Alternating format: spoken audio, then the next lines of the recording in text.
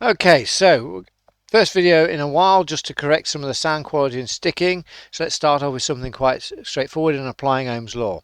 So here we've got a resistor here, and if we want to measure the voltage across it, we're going to stick a voltmeter across the component because it's important that voltages are measured across components, and then the current flows through the component. So if we want to have an ammeter, then the ammeter would be in series. But it's quite often that we forget that it's the voltage across the component is equal to the current flowing through it multiplied by its resistance. So we'll see that in practice here with this potential divider circuit. First of all, with this potential divider circuit with two resistors, we can add up the two resistors to get the total resistance.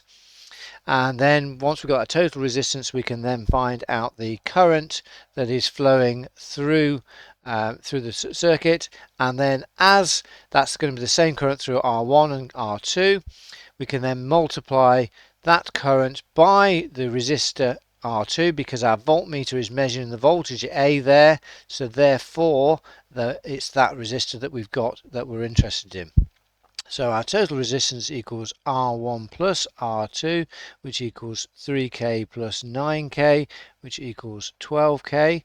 So our current then is equal to voltage divided by our total resistance, which is going to be 9 divided by 12K, which equals 750 times 10 to the minus 6 amps, or 750 microamps. Taking that then to find R2, so R2 is equal to the current flowing through the resistor times by R2's value, so 750 times 10 to the minus 6 times by 9K equals 6.75 volts. Okay, now when you become more familiar with this, or obviously doing it really quickly, we can use the ratio method. So the voltage at A, because voltage across components is just to do with the ratio of resistors, is the resistor where our voltmeter will be across, so R2, over the total resistance multiplied by our supply voltage. So we're going to have 9 over 3 plus 9 times by 9 volts. So if all's gone well, it should equal 6.75 volts. Okay, so let's take that example then into another circuit where this time round we've got a parallel network. So when we've got a parallel network, the first thing that I want to do is reduce that parallel network down to a single resistor. So the formula that then we've got for total resistance of resistors in parallel is product over sum, R1 over R2 over R1 times R2 over R1 plus R2. Or alternative, we can use the reciprocal function, and this is obviously my preferred formula because we can have more than two resistors. So I'm just obviously drawing this slightly differently to you would normally see it in the books.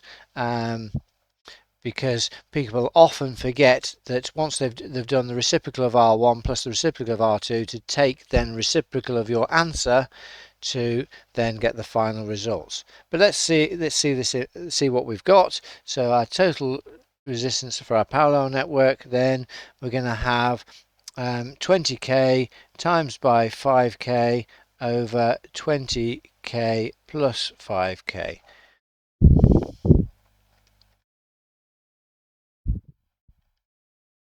Which should give you an answer of 4K.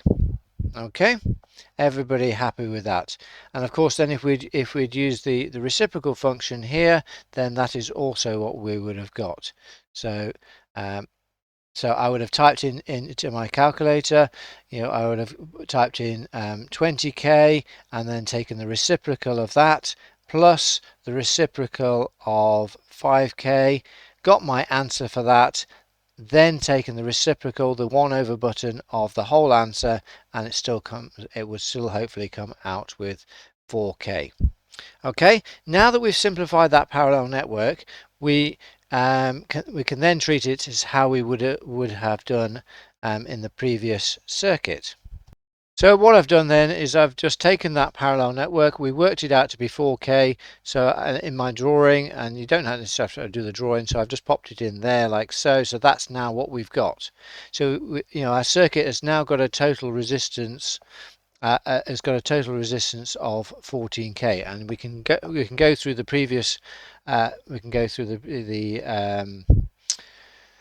the three-step approach if we like, and we'll then work out the current from that. But I'm just going to go through and give you the answers using the quick formula. So the voltage across A is going to be 4 over 10 plus 4 times by 9 volts equals 2.57 volts.